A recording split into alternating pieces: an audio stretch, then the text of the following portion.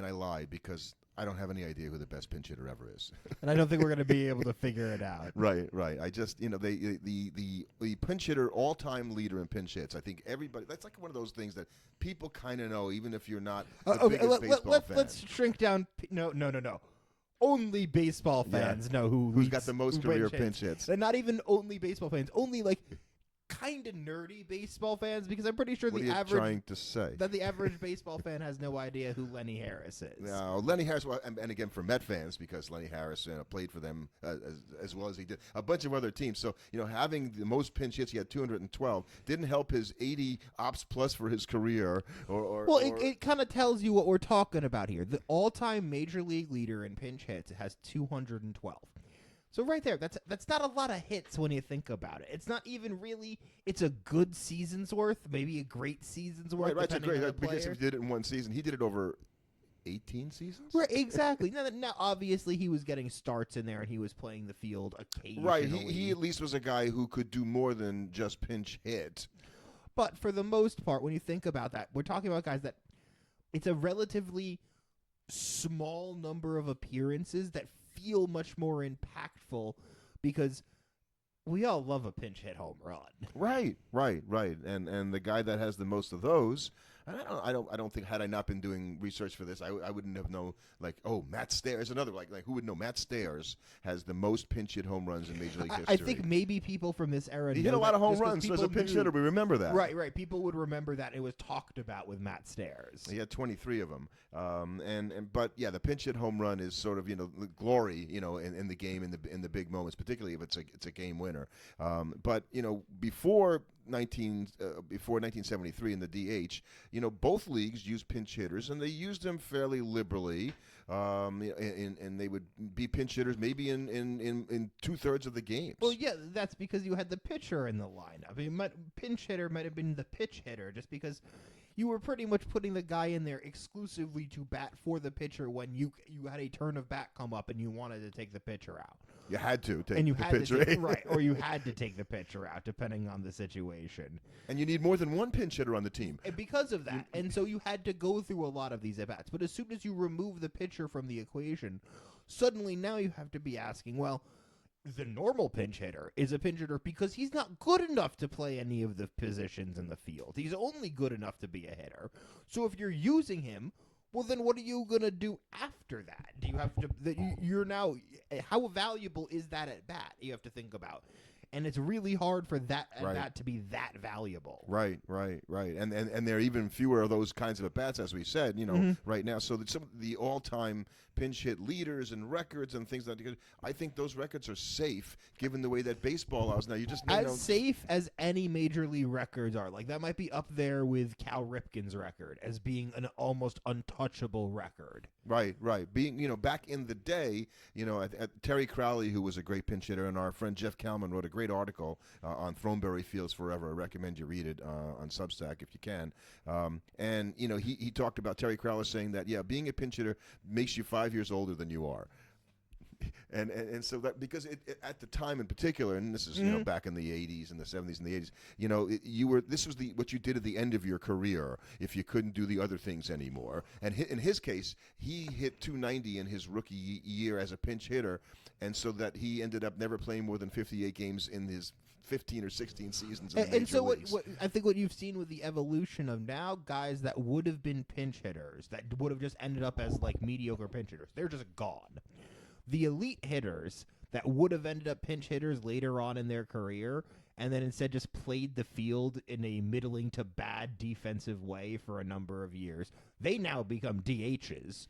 And bad DHs filter out quickly. They don't get a chance to become pinch hitters like they would have, because now you just don't have a need for them. When I'll say when the Mets had Daniel Vogelback on the team a couple years ago, was a guy who you really didn't want to play in the field at all if you could avoid it, and then they really didn't. And so, but he wasn't the only DH on the team, even though he did have a lot of DH at bats. And you might have had a right-handed DH that would do it as well. And there's no room for guys like that on the roster anymore. I mean, he doesn't have a job in Major League Baseball because of that. Right, because platooning your DH is such a rough feel, because you have two guys likely on your bench then, unless your platoon happens to be a guy that you also can play in the one of them is a guy you can play in the field. Like he's like, and he's the one that would normally be batting less or whatever with the DH. So like you have less overlap or whatever. But like otherwise, you just end up in this situation where I was like, okay, well, I have 2 bench spots with guys I basically can't use except for one another in one spot in the lineup. And if one of them's ever not hitting, it's like I have 2 dead roster spots now. Right, and you can't afford to do that, particularly when you're carrying more pitchers on the roster because you need to have more pitchers. And if Major League Baseball were to limit the amount of pitchers on a roster, which is something that's being talked about as a way to make teams sort of pitch a little differently, I think you would see maybe having an extra hitter there is going to that maybe only does that might be more valuable. Well, it becomes more feasible. Right. And in Jeff Kalman's article, he basically tried to evaluate pinch hitters, and not just by the guy that's not by the. I'm going to do something called pH average, the pinch hitting average with a guy named Frank Johnson came up with, and Jeff Kalman's was using real batting average. So that's the measure of total bases, intentional walks, sacrifice flies, which I think is really interesting, by plate appearances. And so that kind of helps measure a guy's effectiveness. So, okay, well, that's good. And so Cliff Johnson, who I don't even know if you've heard of this guy. He was a former I remember catcher. he was a Marlin catcher in the late 90s. Right. Did he last that long? Because I know he got into a fight with Rich Gossage, so I don't know that they play contemporary. Maybe I'm thinking of a different guy, but I thought he lasted into the 90s. Anyway, he was a big catcher, but I didn't realize he was that good a pinch hitter because his RBA, real batting average, is the highest of guys that have 300 pinch hitting at bats in their careers. Okay, so at least we have a measurement because there's really no way to measure what's a great pinch hitter. No, I think that's an eye testy. So a great pinch hitter is a very especially because now it's antiquated. So now it's as much a thing on memory because you're going to remember certain guys more fondly than you're going to remember other guys. And I just always remember as a pinch hitter, X player just always seemed to get the big hit. Right. I mean, and so being a Met fan, I'll talk about Rusty Staub because Rusty, who was a great player, 2,700 hits in his career, and a real could be Hall of Famer kind of a guy. I thought he was right at the cusp. He late in his career when he came back to the Mets, he played for them twice. He was such a pinch hitting specialist at that point because he was pretty big, couldn't run very fast. You couldn't really play him in the field anymore, and even when you did play him in the field early in his career, he wasn't that great. But the dude could pinch hit. He had one string where he had 8 consecutive pinch hits. So that's a pretty impressive thing to do and so in 8 different games to do that. And also because of the nature of pinch hits at bats, they're always going to be something that sticks out in the fan's mind more because the game stops. They announce that, X player has come in for Y player to pinch hit. Like the game stops and announces itself that something different is happening. Than that because you knew as a fan, like, okay, you're at this point in the game, and you're looking in the dugout to see if Rusty's going to come into the on-deck circle, and the crowd starts getting excited because they know the situation and when they might use him, and that was really fun to anticipate. And so it is sad that don't have that anymore. You're not going to see that anymore. Now, I don't think that's a big deal because I'm not saying it's a big deal. It's just different. Well, it's different, but I think the trade-off is ultimately better for baseball because I would rather watch all of the DH at bats that are for the pitcher at bats the other 75% of the time because you have to think about it in the context of the game. Was it worth it slogging through like 5 to 7 terrible other at bats for the maybe 1 to 2 pinch hit at bats you got the rest of the game? Well, No, it's not. Yeah. And you always make the comment going, look, the idea of watching pitchers hit, you can't ever go back there because it's never going to be good. It's, and yes, the occasional Bartolo Colon, impossible home run happens, right. But there are most 98% of the at-bats are at-bats you'd rather not even see because they weren't competitive. Right. And they were so not competitive that they were game warping. Like, we can't understate how impactful pitcher at-bats were. We had an entire position whose job it was to be there to bat for them and pinch hitters.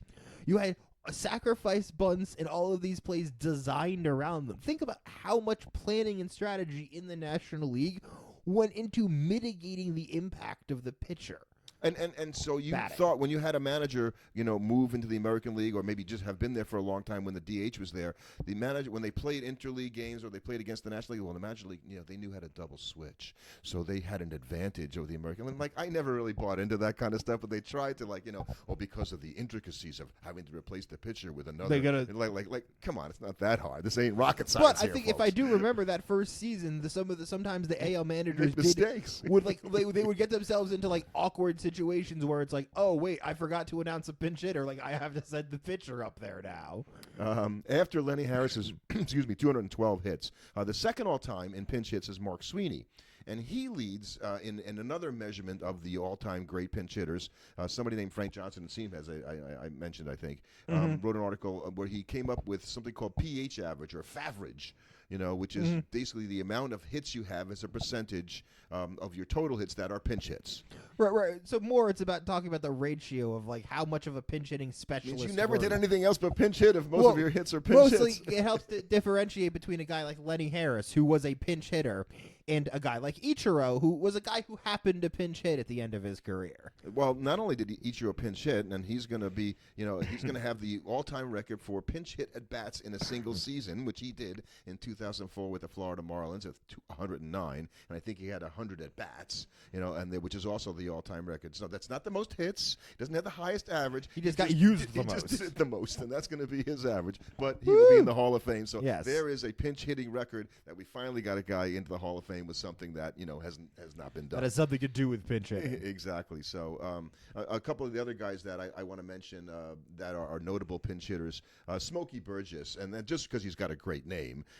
It sounds like an old 1920s baseball. Well, I was a little later than that, but he was a big guy, and so the sort of catered the idea is that these bigger guys would get into pinch hitting late in their careers when they couldn't do other things, and that was seemingly like, okay, well, if you're a pinch hitter, you kind of look like you should play in a beer league, and just swat the ball and hope it goes far. Which Smokey I think Burgess was better than that as a player, by the way. Right, but I think that late look in his career he was, and that feel about them as a player is why sports writers in particular like to wax poetic about the pinch hitter, because to the average fan, he's the guy on the team that's closest to you. Right, I could have done that. I'll go up there and take some hacks. A big kind of looks like an out of shape guy that's got a beer gut, and he's still out there slapping hits around. Yeah, he's not fast and he can't play the field, but he's got a good batting eye, and that never goes away. The Dodgers had a guy that I loved to watch play, and he was already a veteran player when I first started watching him play, Manny Mota. And he has 150 career pinch hits. And Manny, I swear, if Manny was still around, he could still go out and get a hit for you right now. That guy was into his 40s, was still an effective pinch hitter in the major leagues at a time when guys in their 40s were playing a lot less. Right. I mean, he had 47 plate appearances in 79 when he was 41, and he batted .357. And the Dodger fans love Manny. They look Manny, and they call for him. There is no player on the team more beloved than the fan favorite pinch hitter, because he can do no wrong. Until he does. Until he gets enough outs in a row. But as long as he's done something recently, fans will take a long time to turn on that player. Right, and once you've kind of attained that status, that beloved pinch hitter. And I don't think anybody will ever reach John Vanderwall's record of 28 pinch hits in a single season, right? Because that's a lot of opportunities to be able to do that. It's just never going to happen again. With the pitchers not hitting, I think it's impossible. It's impossible. The only way it would happen is you'd have to have some guy with an outlier number of Rusty Staub, you said, had 8 pinch hits in a row, right? Right. You'd have to have some guy that put up some goofy number where one of your regular players going, I'm sorry, man, the dude's got 8 in a row. We got to let him keep going. He's got 21 hits in a row. We have to let him pinch. It's got to be something like that where it's so overwhelmingly that they're just okay, we just have to keep letting, but then you're probably just going to DH the guy at a certain point. And that's the thing about the managers going, well, who do you pinch hit for? Are you guys going, well, I got to let my pinch hitter in. Who am I going to piss off by taking out of the lineup and pinch hitting, right. The only way you could see that was if you had a platoon DH that was like a guy that like, and you just had this like weird confluence of circumstances where you had like an older outfielder that needed to be pulled late in games, and a platoon DH that always just seemed to have the right matchup late in games. Right. And like for some reason, you just be like they always pull the outfielder, so he just ends up getting way more pinch hit at bats. But that's like the only way. And then he would have to bat something ungodly in like 50 plate appearances to beat that record, because that's still probably the most you're gonna get. Is like 50. You're just not going to. Since 1972, the last year when neither league had a DH, the average number of pinch hitting appearances per team at that point was 178. After the 23 season with the DH for both leagues, that number is 108 per team. So you're talking about 60% or right. something. So I'm saying one guy getting 50 of those plate appearances, he's getting almost half of them. He's got to hit 500, and so that it takes a goofy sort of. I was actually surprised that there were an average of 108 actually, which means that in 2/3 of the games you're using a pinch hitter. There's still a pinch hitter, which makes sense though, because if I think back to the Mets team last year, they used pinch hitters somewhat regularly, situationally, as all teams do. Right, and it really, because it's like, even as the Met fans, if there's going to be situations where like last year you would do it because, well, I've got a good matchup here. Instead of batting Marte, I can bat a lefty here, and then I'll put in a defensive replacement, which I was going to do anyway. Yeah. I think managers will hesitate, and even more, because when you're thinking about the guys that are pitching at the end of the games, going, okay, you're on the bench and you haven't pinch hit. Okay, get in there and go and get a hit off Clase or Devin Williams or Ed Diaz, Edwin Diaz. That's like, but I think that's the tough thing. That's what everybody's talked about, makes being a pinch hitter so hard. difficult. But at the same time, the pitcher now has been thinking about one matchup, and all of a sudden, this other guy is now at the bat, and now it's a lot more of a surprise than it used to be. Yeah. When you had the pitcher hitting, you knew a guy was coming in to bat for him. Now, if all of a sudden some other guy climbs up the sets and comes out, that could throw a pitcher off. Yeah, but not a good pitcher. Probably because they not, have a book but on it everybody, and they just know, well, okay, hit this is what they're. Well, the one you might catch him that he hasn't time to look at the footage and develop the game plan with the catcher before he goes out there. And what's working for a pitcher on a particular day might not be what's always working for him. So you have to be looking at what he's been doing, because maybe he's not pitching exactly the same way. And maybe managers will start looking at that going, okay, you know what? This guy, my hitter, really struggled against sliders this year. And yeah, this guy has a good one, but he doesn't have a good slider today.